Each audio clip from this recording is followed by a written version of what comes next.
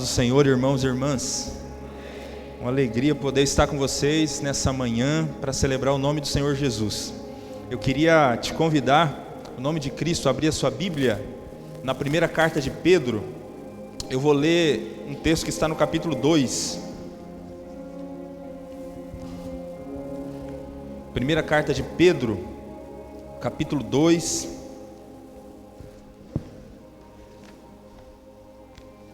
Vou ler os versículos 9 e 10.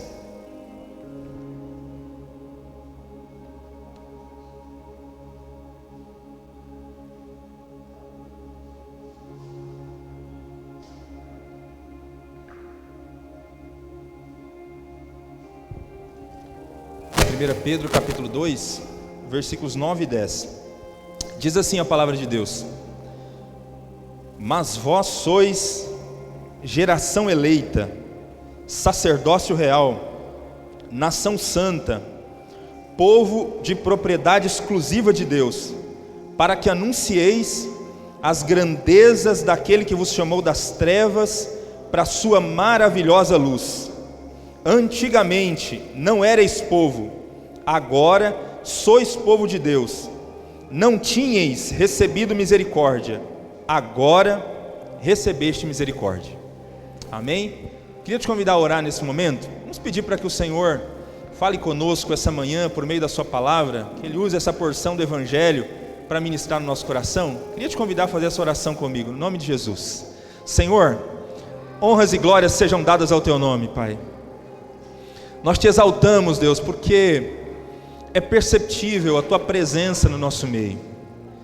É perceptível, Deus, o Teu agir nos nossos corações. E nós Te exaltamos e Te glorificamos por isso, Jesus. Nessa hora, nós estamos com a Tua palavra aberta diante de nós. Uma porção do Teu Evangelho foi lida, Senhor. E nós queremos que o Senhor fale ao nosso coração, Senhor. Nós acreditamos que o Senhor é um Deus que fala por meio da Escritura. E suplicamos para Ti essa manhã, fala uma vez mais conosco, Deus. Que o Espírito Santo, que inspirou a Escritura Sagrada e que é mestre por excelência, que Ele possa iluminar nossa mente essa manhã, para que a gente entenda as maravilhas gloriosas do Evangelho e nos sintamos desafiados a viver esses princípios do Evangelho. É no nome de Cristo que nós oramos e pedimos que o Senhor nos use, Deus, apesar de nós mesmos. Amém. Você pode tomar assento.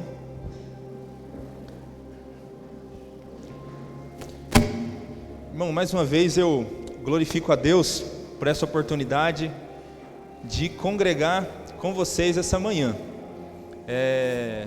Eu não conhecia essa igreja, é uma alegria poder conhecer mais alguns dos nossos irmãos em Cristo, e a gente suplica a Deus que Ele nos ajude aqui nesse tempo de reflexão da palavra. O mês de setembro, como já foi anunciado aqui há pouco, e está sendo dito, é um mês que a gente considera mês de missões. É um mês que geralmente a gente reserva para refletir sobre o nosso chamado, sobre aquilo para o qual Deus nos chamou para fazer.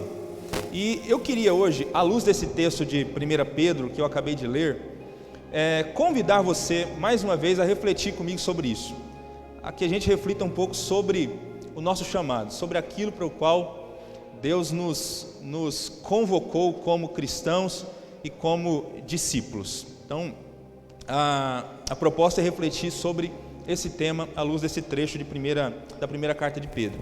Bom, eu queria começar lendo para vocês um trecho de um livro de um autor que é bastante conhecido e talvez você também já tenha ouvido falar sobre ele.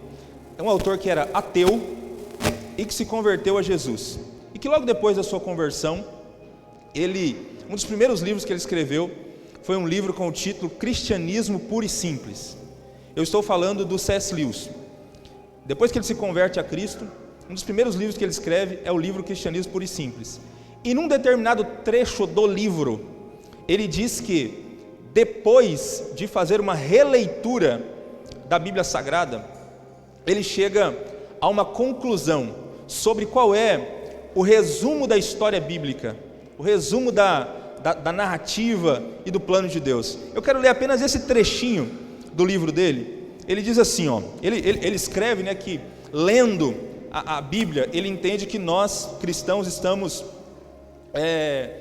num mundo que está em guerra, num mundo que está em rebelião, e que nós estamos na parte do universo ocupada pelos rebeldes. E aí ele escreve, aspas, um território ocupado pelo inimigo. Assim é esse mundo. E o cristianismo é a história de como o rei, por direito, desembarcou disfarçado em sua terra e nos chama a tomar parte de uma grande campanha de sabotagem. Entenderam?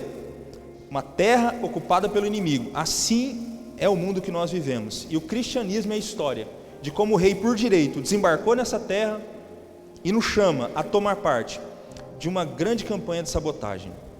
Jesus é dono de absolutamente tudo que existe. Não existe nada no céu ou na terra que não pertence ao Senhor Jesus Cristo. Mas Satanás é usurpador e ele conseguiu convencer muitas pessoas, e muitas delas permanecem convencidas até hoje, que é possível viver sem Jesus e que é possível ter felicidade à parte de Deus.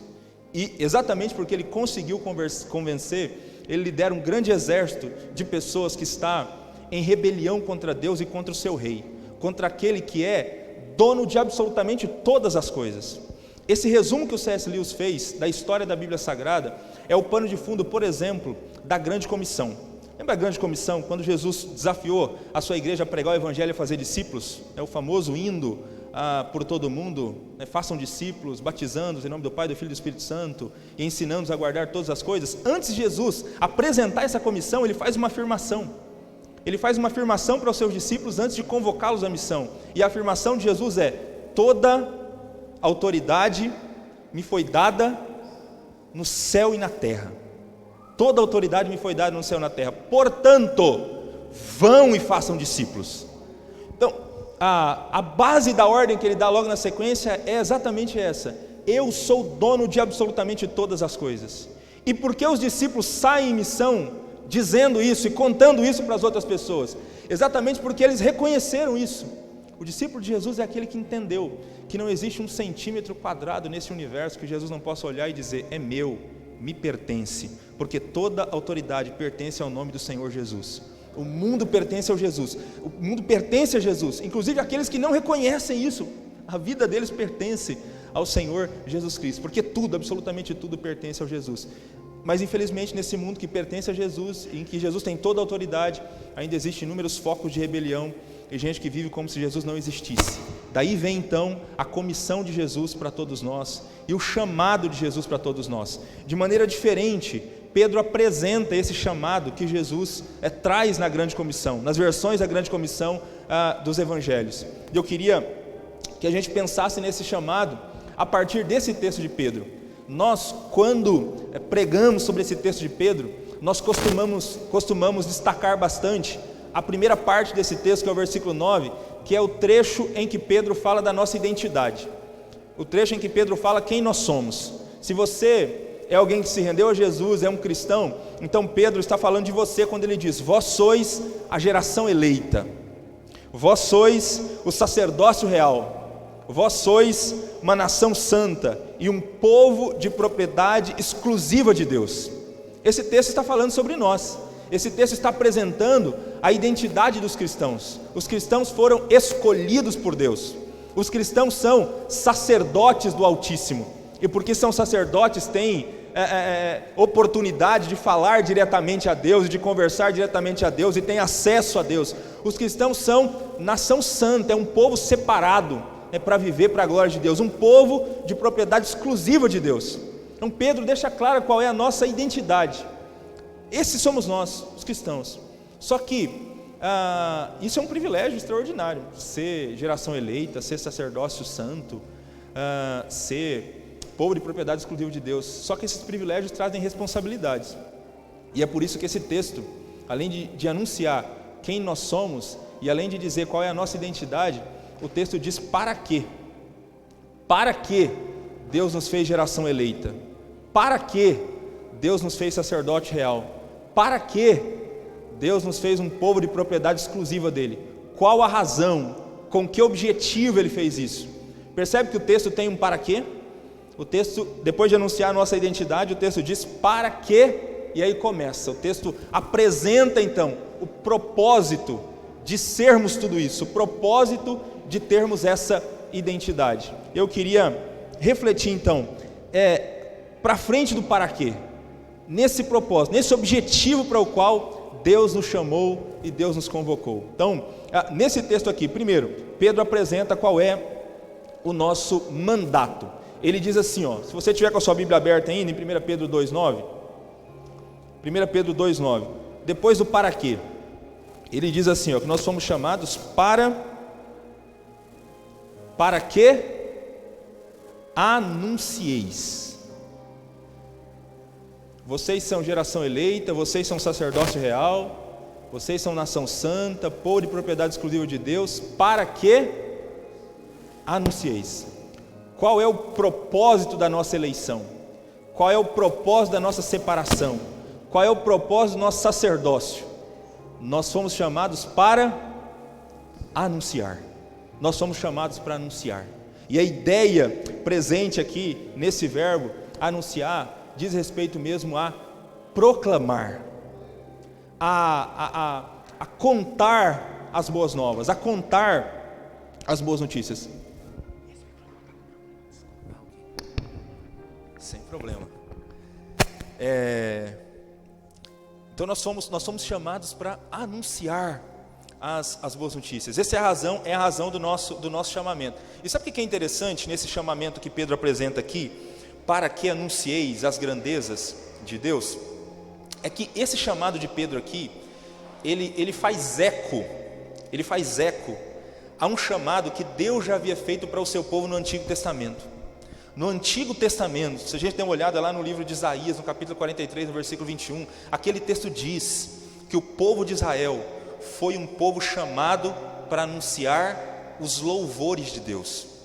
Foi um povo chamado para anunciar também as grandezas de Deus. E sabe o que é mais interessante ainda? Quando a gente olha para o Antigo Testamento, a gente enxerga também lá no texto de Êxodo, capítulo 19, que essas marcas da identidade do povo de Deus, que Pedro apresenta como sendo dos cristãos, lá no livro do Êxodo, é dito que essas marcas são as marcas do povo de Israel.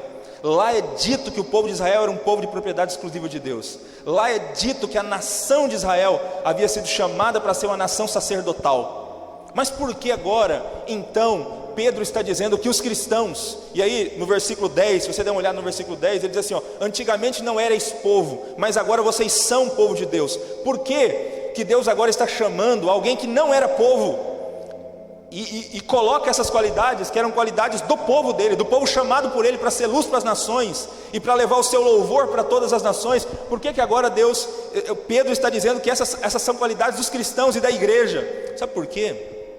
Porque Israel falhou. Porque Israel foi uma nação chamada para ser uma nação sacerdotal.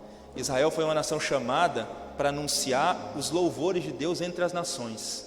Era para Israel se comportar no mundo de tal maneira que as nações olhassem para o povo de Israel e pensassem, puxa, que povo inteligente, uau, olha como eles vivem, de onde vem tanta sabedoria, por que eles vivem dessa maneira? Era para Israel anunciar os louvores e a grandeza de Deus entre as nações. Mas sabe o que o Antigo Testamento diz para a gente? Que ao invés de Israel ser uma nação que fez a diferença no meio das outras nações, Israel começou a se assemelhar às outras nações. Israel acabou abraçando os costumes das outras nações. Israel não foi uma nação de contraste que foi chamada para ser. Ao invés de anunciar os louvores de Deus entre as outras nações, eles começaram a adorar os ídolos das outras nações. Israel falhou no seu chamado de anunciar as grandezas de Deus. Daí então, Deus, que nunca perdeu o controle da história, no seu plano de redenção já havia sido designado desde antes da eternidade, que Ele criaria um povo chamado igreja, e que esse povo herdaria esse chamado. Nós fazemos parte desse povo, irmãos. A igreja de Jesus, os cristãos, aqueles para os quais Cristo morreu na cruz, e na cruz estabeleceu uma nova aliança. e trouxe de maneira muito mais forte o reino de Deus, esse povo chamado igreja herda a missão de Israel, e agora nós, como geração eleita, como sacerdócio real, nós temos a missão de anunciar os louvores de Deus entre as nações, anunciar as grandezas de Deus entre as nações. A igreja recebeu esse chamado, herdou esse chamado de Israel, e Deus conta com cada um de nós. E como é que Deus quer que a gente anuncie isso? Como Deus quer que a gente anuncie os seus louvores e a sua grandeza entre as nações? Eu penso que Deus quer que a gente faça isso pelo menos de duas maneiras. Deus quer que a gente faça isso com a voz, e Deus quer que a gente faça isso com a vida. Você é chamado para anunciar as grandezas de Deus com a sua voz, sempre que houver oportunidade, falar das grandezas de Deus e anunciar verbalmente o Evangelho de Jesus. Mas você é chamado para fazer isso também com a sua vida. Aliás, é a sua vida que criará oportunidades para que você compartilhe o Evangelho do Senhor Jesus Cristo. Percebe que é exatamente isso que Pedro diz aqui. Se a gente continuar lendo o texto no capítulo 2, depois que ele diz que os cristãos são chamados para anunciar as grandezas de Deus, ele diz assim para os cristãos: olha, exorto a vocês como peregrinos e estrangeiros a se absterdes dos desejos carnais que combatem contra a alma. Pedro lembra os cristãos que ele está escrevendo, que vivem na Ásia, na Capadócia, no Ponto, na Bitínia, na Galácia. São cristãos que vivem numa porção de lugares do mundo daquela época. Ele diz assim: vocês são peregrinos aqui, e como peregrinos se abstenham dos desejos carnais. Seja correto o vosso procedimento entre os gentios, para que naquilo que falam mal de vocês, como se fossem praticantes do mal, ao observarem as suas boas obras, glorifiquem a Deus no dia da visitação. Pedro está falando para uma geração de cristãos que está sendo duramente perseguido, uma geração de cristãos para o qual a fé é mal compreendida, e eles são hostilizados naquela geração. Pedro está falando aqui naquilo que falam mal de vocês, porque eles estavam sendo injuriados, eles estavam sendo injustiçados naquela época, eles estavam perdendo seus empregos por serem cristãos, estavam falando mal deles, exatamente porque as pessoas não entendiam, muito bem como funcionava a igreja. Começou a correr muitos boatos de mentira contra os cristãos. Era um tempo de muita perseguição, irmãos. Nós estamos falando aqui aproximadamente do ano 66 depois de Cristo. E nessa época, sabe o que tinha acontecido no mundo? Cerca de uns 2 anos antes, Nero havia colocado fogo na cidade de Roma. O famoso incêndio de Nero. Qualquer pesquisa sua no YouTube você encontra lá, você encontra informações sobre isso. 10 dos 14 bairros de Roma foram queimados pelas chamas. E quando a culpa ia cair sobre ele, sabe o que ele fez? Ele precisava de um bode expiatório, ele precisava de alguém para colocar a culpa. Ele colocou a culpa nos cristãos. E porque ele colocou a culpa nos cristãos, os cristãos começaram a ser sistematicamente perseguidos. Cristãos eram mortos, cristãos eram jogados nas arenas para serem mortos por cães adentadas. Cristãos eram empalados vivos. Pegava um cristão, enfiava um espeto, enrolava uma faixa, mergulhava no óleo e colocava fogo. Cristãos eram queimados vivos nas praças públicas da cidade de Roma. E começa uma perseguição generalizada aos cristãos em todo o mundo. Esses cristãos estão vivendo no contexto dessa grande perseguição. E por causa disso começa a surgir um monte de mentiras sobre a fé cristã. Eles acusam os cristãos de serem canibais. Por que eles são canibais? Porque tem uma festa deles, que eles comem a carne e bebem o sangue de Jesus. E aí quem não faz parte da comunidade acha que eles estão comendo carne humana e bebendo sangue humano. Eles são acusados de serem canibais. Eles são acusados de serem destruidores de família, porque quando alguém se converte ao cristianismo, as pessoas são desafiadas a amarem mais Jesus do que amam seus pais, do que amam seus filhos, do que amam até as suas próprias vidas. Eles são acusados de não obedecerem a César e de serem rebeldes com relação às leis do governo. Por quê? Porque eles não reconhecem César como Senhor. Eles só exaltam e adoram um único Senhor, que é Jesus Cristo. Então são acusados também de serem rebeldes contra a pátria e rebeldes contra o governo. São acusados de serem incestuosos, porque a maneira dos cristãos tratarem-se uns aos outros é irmão, né? A gente até hoje chama irmão, fulano de tal, irmã. Aí de repente os irmãos se casam, quem está fora não entende. Puxa vida, é uma comunidade em que irmão casa com irmão. Tem um monte de contradição, e por causa disso eles estão sendo injuriados, estão sendo perseguidos, estão tendo prejuízo financeiro, porque estão perdendo emprego, escravos estão sendo maltratados, esposas estão sofrendo na mão de seus maridos. Tudo isso Pedro trata na carta dele. Mas aí, como é que Pedro diz que eles têm que responder a isso? Qual a resposta dos cristãos frente às injúrias? Que resposta eles devem dar aos seus detratores, aos seus perseguidores? Que resposta eles devem dar? Pedro diz: seja correto o vosso procedimento. Vocês são peregrinos. Vocês são peregrinos. Seja correto o vosso procedimento, para que naquilo que fala mal de vocês, quando observarem as boas obras de vocês, glorifiquem a Deus no dia da visitação. Pedro está lembrando os cristãos que mesmo diante da perseguição, eles continuam sendo chamados para anunciar as grandezas daquele que os tirou das trevas para a sua maravilhosa luz. Eles continuam sendo chamados para anunciar o poderoso nome de Deus. E eles devem fazer isso enquanto vivem a vida comum, enquanto trabalham, enquanto caminham. Eles devem, mesmo diante de um contexto de perseguição, o procedimento deles deve ser correto. Porque se eles viverem de maneira correta, se eles viverem os princípios do Evangelho de Jesus, isso com certeza abrirá oportunidade para que eles preguem o Evangelho. Eu ouvi uma vez uma definição de pregação de missão que eu gosto bastante, que missão é ação que exige explicação. Missão é ação que exige explicação. Isto é, enquanto você vive a sua vida, se você vive como um discípulo de Jesus, a sua vida ela vai gerar perguntas nas pessoas. As pessoas vão querer saber por que esse tipo de vida, por que esses princípios. Então é ação, missão é ação que precisa de explicação, que gera explicação. Porque quando você começa a viver a sua vida, as pessoas vão querer saber e vão perguntar. E quando perguntar, aí a resposta é o Evangelho. A resposta é porque eu sirvo aquele que é dono de todas as coisas, aquele que tem autoridade sobre todas as coisas. Missão é ação que exige explicação.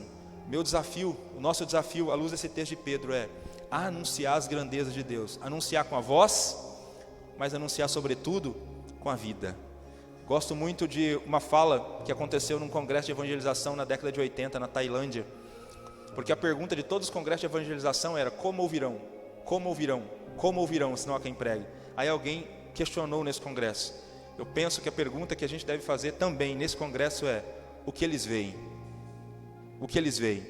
Porque se nós queremos falar de Jesus, nós precisamos viver como Jesus viveu. Se nós queremos falar de Cristo, nós precisamos de fato viver como discípulos do Senhor Jesus Cristo.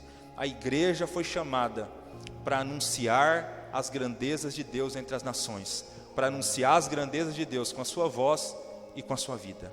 E essa exatamente é a mensagem que Pedro apresenta. Se você der uma olhada em 1 Pedro 2, o texto diz: vocês foram chamados para anunciar as grandezas de Deus.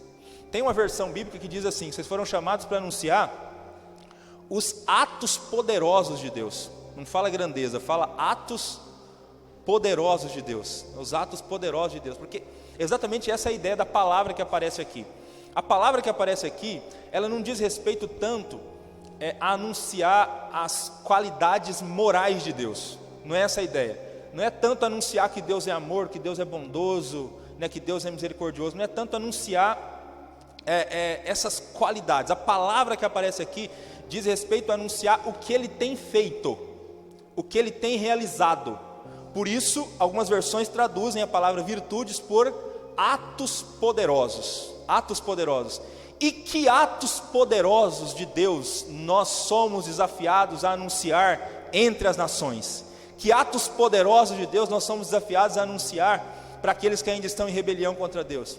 Eu penso que nós somos desafiados a anunciar principalmente 2 atos poderosos de Deus que Ele realizou por meio de Jesus Cristo: a morte e a ressurreição de Jesus. Nós somos desafiados a anunciar a morte e a ressurreição de Jesus. Inclusive Pedro já falou sobre ela no capítulo 1 da sua carta. No versículo 18 ele diz: sabendo que não foi com coisas perecíveis, como prata e ouro, que vocês foram resgatados da vossa maneira fútil de viver, recebida por tradição dos vossos pais, mas fostes resgatados pelo precioso sangue, como de um cordeiro sem defeito e sem mácula, o sangue de Jesus, conhecido já antes da fundação do mundo, mas manifestado no fim dos tempos em nosso favor. A igreja é chamada a anunciar os feitos poderosos do Senhor Jesus Cristo, anunciar o que Deus tem feito por meio de Jesus Cristo, anunciar. Então, é verdade que a gente tem que anunciar os feitos poderosos de Deus por meio da nossa vida. Só que é natural. Se você vive como discípulo de Jesus, a sua vida começa a gerar pergunta. E aí na hora que a sua vida começa a gerar pergunta, você vai ter que falar. E na hora que você tiver que falar, aí o que você vai falar? Você vai falar os atos poderosos de Deus. Que atos poderosos são esses? Principalmente, o que está no cerne do Evangelho, que é a história sobre a morte e a ressurreição do Senhor Jesus Cristo. O John Stott diz que quando você vai comunicar o Evangelho para alguém, é para aquelas pessoas que não sabem, pastor, mas ok, eu tenho que falar, mas eu não sei o que falar. Eu não sei, meu amigo até me perguntou, mas eu fiquei com dúvida, o que eu falo, o que eu digo? Nessa hora eu só pensei em ligar para o pastor, para o pastor me ajudar na fala com o meu amigo, Então o que falar? Então se você não souber o que falar, eu gosto desse esquema que o Stott apresentou, assim, diga quem Jesus é, diga o que Jesus fez, diga o que Jesus exige e diga o que Jesus promete. Quem Jesus é? Jesus é Senhor e Salvador. O que Jesus fez? Jesus morreu e ressuscitou por você. O que Jesus exige? Jesus exige que você se arrependa e creia nele. O que Jesus promete? Jesus promete o perdão dos pecados e uma nova vida restaurada para você. Então anuncie isso poderosamente com a sua vida, porque essa mensagem dos atos poderosos de Deus um dia nos encontrou, não encontrou? E foi por meio dessa mensagem que a nossa vida foi transformada. Foi por conta do que Jesus fez na cruz que a nossa vida foi transformada. Foi por conta desse ato poderoso que os nossos pecados foram perdoados. E a gente não vive agora mais com medo e com o fantasma dos nossos pecados, porque na cruz Jesus perdoou os nossos pecados. E quando nós o recebemos como Senhor da nossa vida, a nossa dívida foi cancelada. Paulo diz em Colossenses capítulo 2, que na cruz Jesus cravou o escrito de dívida que nos era contrário. Na cruz foi cravado, na cruz ele destruiu, despojou principados e potestades. Quem está em Cristo Jesus, não há condenação para esses que estão em Cristo Jesus. Foi por causa desses atos poderosos de Deus que nós recebemos nova vida e perdão para os nossos pecados. E o nosso desafio é, toda vez que você tiver oportunidade, anuncie os atos poderosos de Deus. Anuncie com a sua vida, mas anuncie com a sua voz também. Anuncie com a sua voz. Irmãos, eu oro para que Deus coloque esse santo incômodo em nós. A gente precisa de uma igreja avivada pelo poder do Espírito.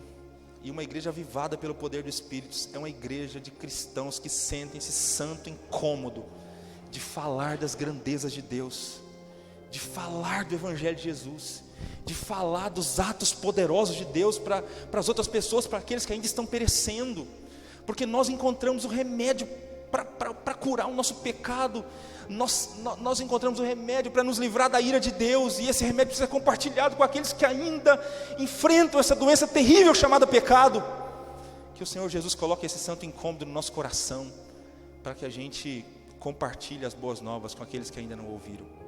Compartilhe quem Jesus é, compartilhe o que Jesus fez, o que Jesus exige e o que Jesus promete. Amém?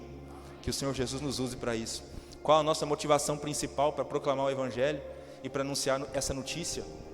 Pedro conclui aqui o trecho, dizendo: vocês foram chamados, vocês são geração eleita, vocês são sacerdócio real, nação santa, povo de propriedade exclusiva, para que anuncieis as grandezas daquele que vos chamou das trevas para a sua maravilhosa luz. Antigamente vocês não eram povo, agora vocês são povo de Deus. Vocês não tinham recebido misericórdia, mas agora vocês receberam misericórdia. Então ele apresenta quem os cristãos são, ele apresenta o chamado dos cristãos, e ele diz por que vocês devem obedecer a esse chamado. Vocês devem obedecer esse chamado, porque Deus os chamou das trevas para a sua maravilhosa luz. Houve um dia que nós estávamos em trevas. Houve um dia que os nossos olhos estavam cegos pelo Deus desse século. Houve um dia que houve uma época em que nós pensávamos que era possível ter felicidade verdadeira e ter significado pleno para a vida a parte de Deus. Nós acreditamos nessa conversa um dia. Todo ser humano nasce assim. Todo ser humano nasce condenado por conta do pecado. Todo ser humano nasce, ele é morto em delitos e pecados, e ele nasce vivendo como se Deus não existisse e achando que ele próprio se basta, ele vive uma vida em torno das suas próprias necessidades, com o propósito de satisfazer os seus próprios anseios. Era assim o retrato da vida de todo ser humano antes de Cristo Jesus. Nós vivíamos para nós mesmos, nós vivíamos para satisfazer os nossos desejos, porque nós estávamos cegos pelo Deus desse século. Mas um dia a luz brilhou sobre nosso coração. Um dia a luz brilhou sobre nosso entendimento. O dia que alguém contou para a gente os atos poderosos de Deus. O dia que um discípulo de Jesus, que foi chamado para anunciar os atos poderosos de Deus, contou para a gente os atos poderosos de Deus. A luz brilhou sobre o nosso coração. E nós passamos a entender que a única maneira de ter vida verdadeira, a única maneira de ter sentido e significado pleno para a vida, é estando conectado com Deus, é estando aos pés do Senhor Jesus. E a gente descobriu que vida verdadeira só em Jesus. Só em Jesus. Todos aqueles que não têm Jesus ainda estão procurando sentido para a vida, estão procurando ser felizes por meio de riquezas, estão procurando ser felizes colocando todas as suas fichas, num curso superior, colocando todas as suas fichas, em conquistar casa própria, em conquistar bens, em conquistar poder, em conquistar prestígio, estão colocando todas as suas forças num trabalho de sucesso, querendo ter sucesso no seu trabalho, estão colocando todas as suas fichas nisso, e achando que uma vez que elas conquistarem isso que elas têm no coração, elas serão felizes de fato e verdadeiramente. É só elas conseguirem conquistar isso, e elas vão descobrir que isso que elas achavam, eu preciso disso para ser feliz. Quando eu tiver isso aqui, quando eu tiver tudo isso, eu serei feliz. Quando elas chegarem lá, elas vão descobrir que tudo não é tudo, e que elas mesmo tendo tudo isso, elas precisam de algo a mais, porque nosso coração, irmãos e irmãs, ele só tem descanso quando ele está descansando em Deus. Deus nos criou para Ele mesmo. Nós descobrimos isso já. Descobrimos ou não descobrimos? Que a vida só tem sentido com Jesus, que a vida só é plena de verdade com Jesus, que a vida só vale a pena mesmo ao lado de Jesus, vida em plenitude só com Cristo. Então Pedro diz: anunciem, porque vocês saíram das trevas, vocês foram chamados das trevas para a sua maravilhosa luz. A luz do Evangelho brilhou sobre vocês. Vocês não eram povo de Deus antigamente, agora são povo de Deus. Agora podemos fazer parte do povo de Deus, a despeito dos nossos méritos e pecados. Deus nos colocou no seu povo, na sua família. Nós somos povo de Deus. Antigamente não tínhamos misericórdia, agora alcançamos misericórdia. Deus resolveu nos tratar, não de acordo com o nosso merecimento, mas misericordiosamente. Deus é misericordioso. Sabe o que é misericórdia? Misericórdia é Deus não dá para a gente o que a gente merece. Graça é Deus dar para a gente o que a gente não merece. E misericórdia, Ele não dá o que a gente merece. Nós merecíamos o castigo, nós merecíamos a morte, mas Deus resolveu nos salvar. Deus resolveu nos perdoar. Deus resolveu nos colocar na sua família. Deus resolveu formar um povo a partir de nós. Deus resolveu nos chamar, olha só, para pregar os seus atos poderosos. Pessoas tão falhas como nós, nos chamou para pregar o seu evangelho, pregar a sua palavra. Ele foi misericordioso com a gente. Então, irmãos e irmãs, diante de um Deus que nos tirou das trevas, diante de um Deus que nos fez povo dele, diante de um Deus que nos deu misericórdia, que a gente se sinta desafiado a anunciar suas grandezas para as outras pessoas, anunciar suas grandezas para aqueles que estão perto de nós. Eu quero terminar lembrando de algo que eu li certa vez num livro, no ano de 2009, na cidade de Londres. As sociedades humanistas e ateístas da cidade, patrocinadas por um ateu muito famoso que ainda vive e que escreveu livros, inclusive traduzidos para o português, livros que nós encontramos para vender em português, um ateu chamado Richard Dawkins. Esse é um dos ateus mais famosos que existe. Então, Richard Dawkins, mais as sociedades humanistas e ateístas da cidade de Londres, eles resolveram patrocinar um comercial, um comercial que seria estampado, uma propaganda que seria estampada nos ônibus da cidade de Londres, os ônibus circulares, os ônibus que circulavam pela cidade. E a frase estampada na lateral de todos os ônibus da cidade de Londres em 2009 era, preste atenção na frase: provavelmente não há Deus, então pare de se preocupar e desfrute a vida.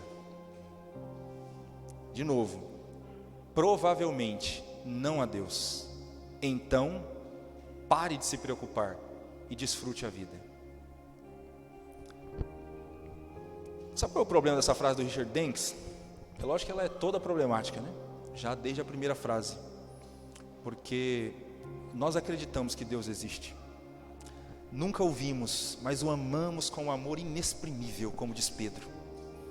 Pedro diz para os cristãos: mesmo sem tê-lo visto, vós o amais, né? Nós o amamos.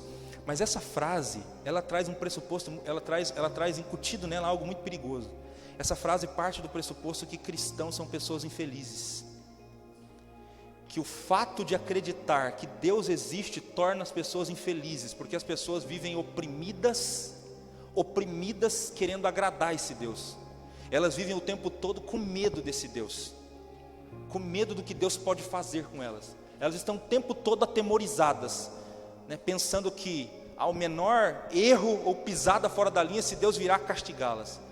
Por trás da frase do Richard Dawkins, por trás da frase dessas sociedades ateístas, eles estão tentando incutir isso na mente das pessoas, que servir a Deus é algo opressor, que servir a Deus é algo tirânico. Então, se não existe Deus, então você não tem que se preocupar, pode ser feliz porque Deus não existe.